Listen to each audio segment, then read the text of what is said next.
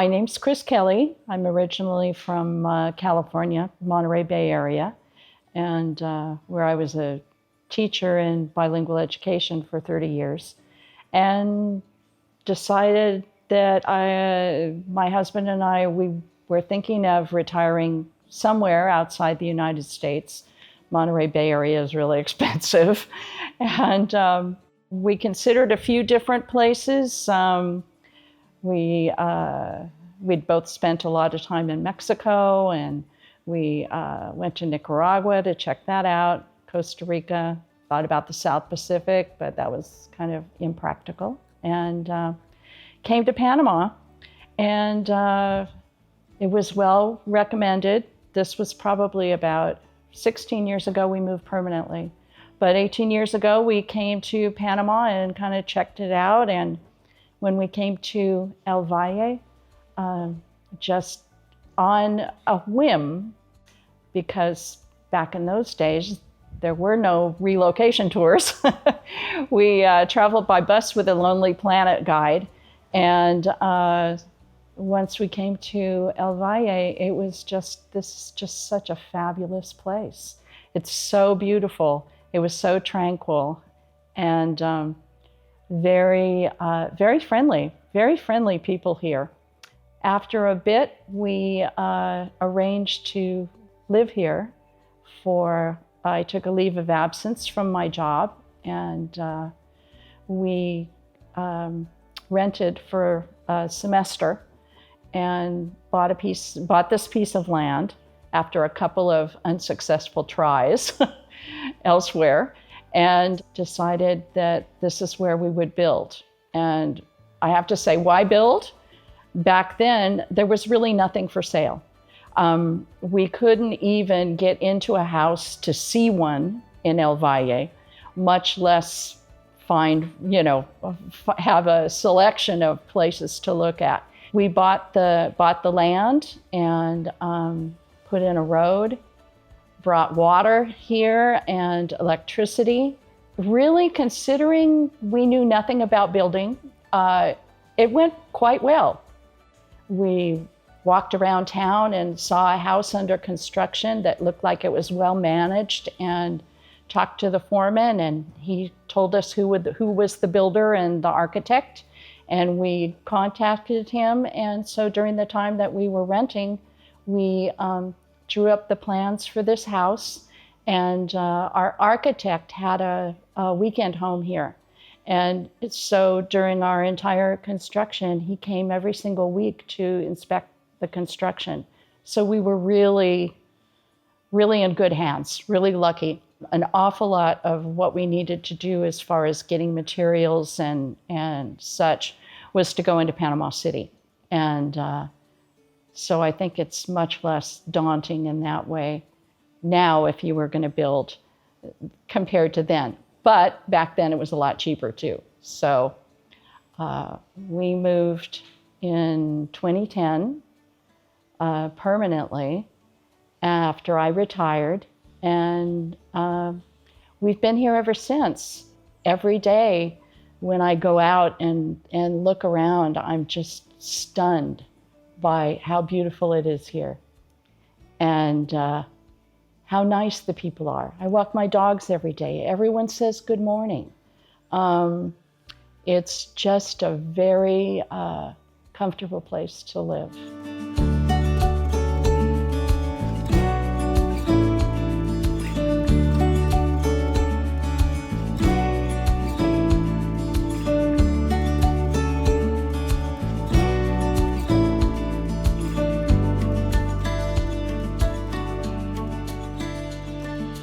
Our electrical bill runs about $80 a month. And then they have the little 25-gallon gas tanks, which are $5. And it takes us about a month to use one of those. We don't have heat or air conditioning here, and it's perfectly comfortable. So that's part of what keeps the utility costs down. Groceries, I splurge a lot on groceries. I'm not even sure exactly how much I spend. But when you buy at the produce market, your costs are going to be fairly low. I can get a lot of fresh produce and probably only spend $10 or less on a trip to the market. We don't go out too much anymore, but when I do go out for takeout, I'm usually spending less than $20 for my husband and I. If we go to a really nice restaurant, the cost by the time you get dinner, wine, is probably about $20 each, I would guess. Overall, it's pretty inexpensive to live. I don't think it's not as inexpensive as it used to be, but then no place is. And I'd say for expats, the majority of people who come here would prefer to rent for a while because if you buy initially and then it turns out that you don't like it, it can be really tough to sell a house. The real estate market is not like in North America. It's kind of loosey-goosey. But there are places for sale and they look pretty nice. A lot of things that are for sale or for rent never appear on any publication. So the people who have had the best luck finding places, they've come here, they figure they're just going to stay for a while and see what emerges. And then through word of mouth, which is the way things happen here, and who you know, that's how you find out about the good rentals and places for sale. Some places that look like they're for sale, we noticed this especially with lots, they would have a for sale sign, but I don't think the owners were really serious about selling. They just wanted to know how much they could get for it. It definitely takes some boots on the ground here. The expats I know live all over town, and there's no big developments that would be exclusive communities by any means. In fact, I don't think there's any gated communities at all. The local people and the expats seem to get along quite well. Right in the town, it's really convenient for people who don't have a car because there are local buses that go all the way around town and then local taxis, but not great for nightlife if you don't have a car or if you live beyond walking distance, because I think all the taxis quit at about 6 p.m. When we first came, when we'd go out at night and we'd just take bikes to a local restaurant, we noticed that there were more dogs than cars. But that has changed, and the town is really modernized. That there's this really nice bike path, pedestrian path on both sides of the main street in town.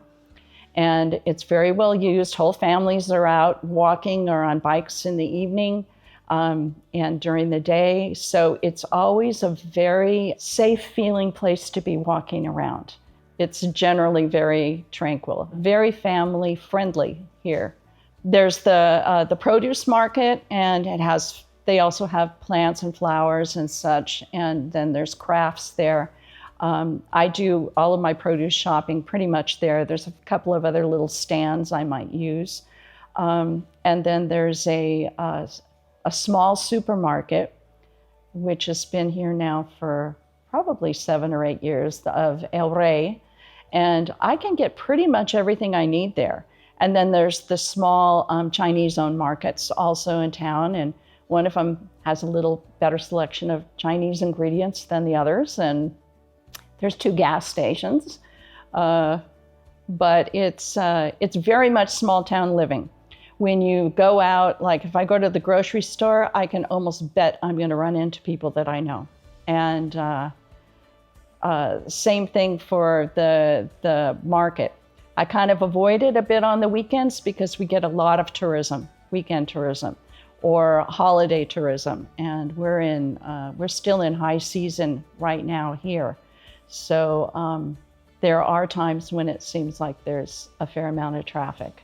There's been a lot of construction. The town has really, really grown over the years that we've been here. When we first came, I think there were about 25 expats.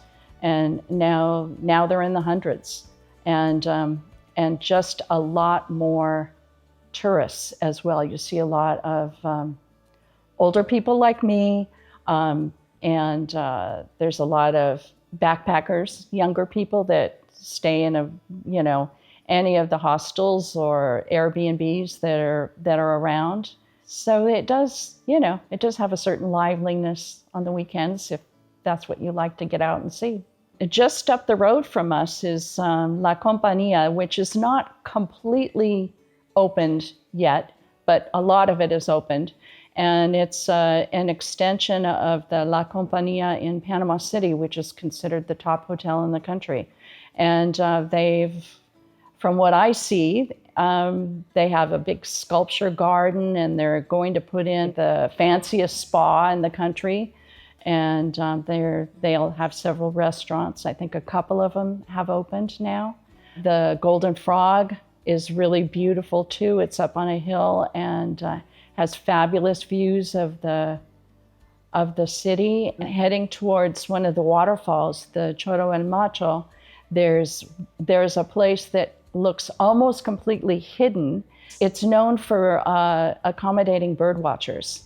And it's associated with another bird watching destination in the Gamboa area.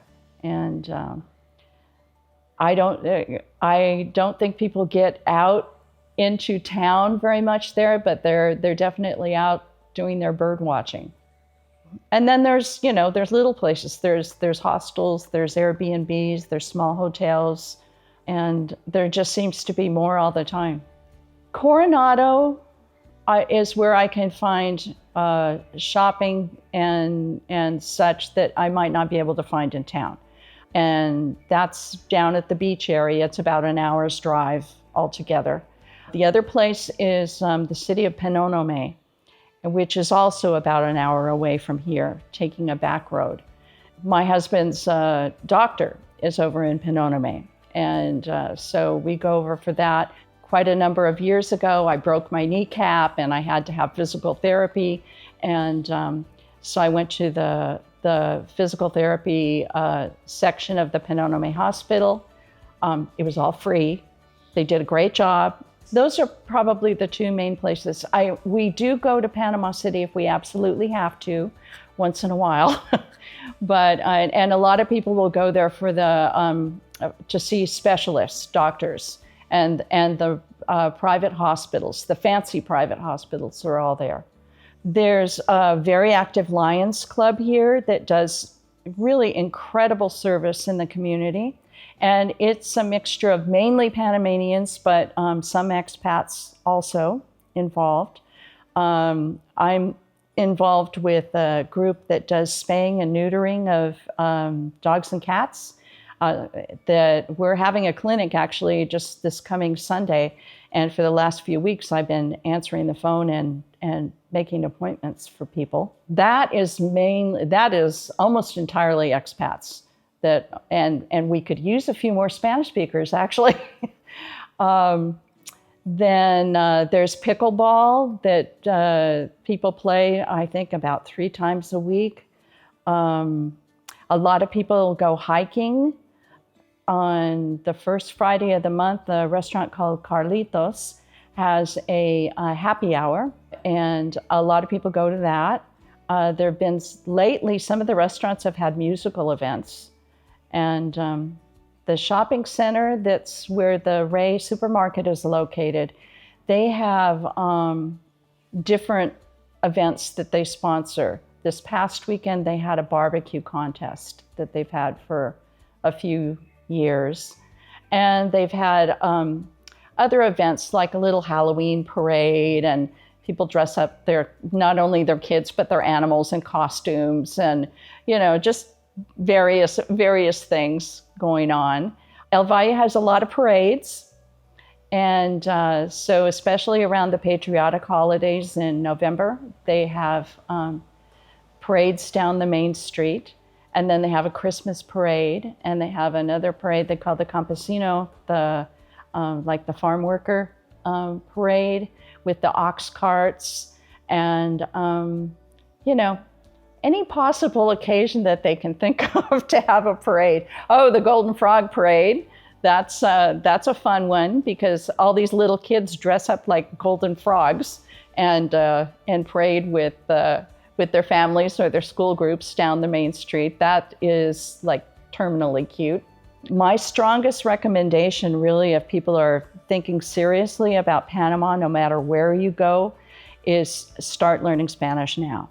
Because the older you get, the harder it is. And so if you're waiting to try to learn a new language, and especially if you don't already speak a second language, and you're waiting to start at the age of 75, it's going to be pretty tough. So the people who learn Spanish more quickly that I see here are either people who already speak a second language like English and French, or they're younger. They're maybe in their 40s.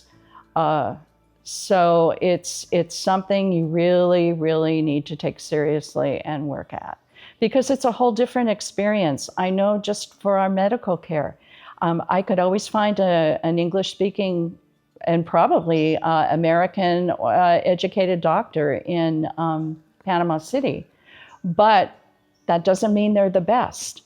That just means they speak English. So I think it's really worthwhile to make that extra effort and don't put it off. Don't say, oh, I'll start studying when I get to Panama. Do it now. Get that base in there. It's really important. We average in El Valle 200 inches of rain a year. So it rains a lot, but it rarely rains for a whole day at a time. You'll get a really huge storm maybe in the afternoon, and you could get 5 inches of rain. Usually our mornings are very nice. The humidity is high. It took me, because I'm from California, land of eternal drought, it took me a while to get used to the humidity. But now it doesn't bother me at all. And we have our rainiest months are September, October, and November. December, it starts letting up, and I think the weather in December is perfect. Then we get into the dry season, which can be really windy, and that goes really from January through just around the beginning of April. April is hot. May can be kind of hot and buggy, and then the rains come in June. But my husband always says his favorite months are June, July, and August, as far as that nice balance of rain and sun. And I prefer the rainy season to the dry season also, because sometimes the wind can be really fierce, and I just don't like the wind as much. I'd much rather have the rain. Well, I know several people who have taken the tour, and they were happy with it, and they felt it did help them a lot. And especially if they were coming on their own, just one person, I think it gave them a support structure that was very reassuring. And another friend of mine, she said she didn't take the tour, but she bought the book, and she found it really helpful. And she did a move between the Coronado area. She started out there, decided it was just too hot, and checked out El Valle, decided she liked it. And so she had information on different places. So from what I've heard, I mean, it does seem like a really good way to go. There are some, what would I say, kind of interesting bureaucratic things going on that are required by the Panamanian government, which I think are probably pretty minimal compared to a lot of other countries. But it is helpful to have someone guide you through the process and give you recommendations of who to see and who not to see. Because, like any place else in the world, there are people who are willing to take advantage. I'm sure it's very helpful. You definitely need to come. I mean, I've known of a few people who just sort of jumped in and bought a place and really had no idea what they were doing. But I think it's having that exploration time is really important. But both my husband and I have lived in other countries. He lived in Brazil, Ecuador, and Colombia, and then I lived in Colombia and Mexico. And this is by far the safest of those Latin American countries. I feel so much safer here than I did in many parts of the United States. It's I think it's because people are out and visible, and if something happens, they're running to your aid. It's really a very friendly, safe country. And I mean, there are a few hassles here and there, but it's really a pretty easy place to make that kind of move, I think. When I think about everything that we've done since we've been here, it's remarkable how few problems that we've had. Yeah, I don't worry about, drug traffickers. I mean, I know there are some, and there's certain neighborhoods in Panama City that I wouldn't go wandering around at night. But there just doesn't seem to be that level of violence that you find in so many places in the world. It's really very, very tranquil. Well, that's about it for me here in El Valle, and thanks for tuning in. And it's a beautiful place, and it's definitely worth a visit. And I hope you'll be able to make the trip sometime soon.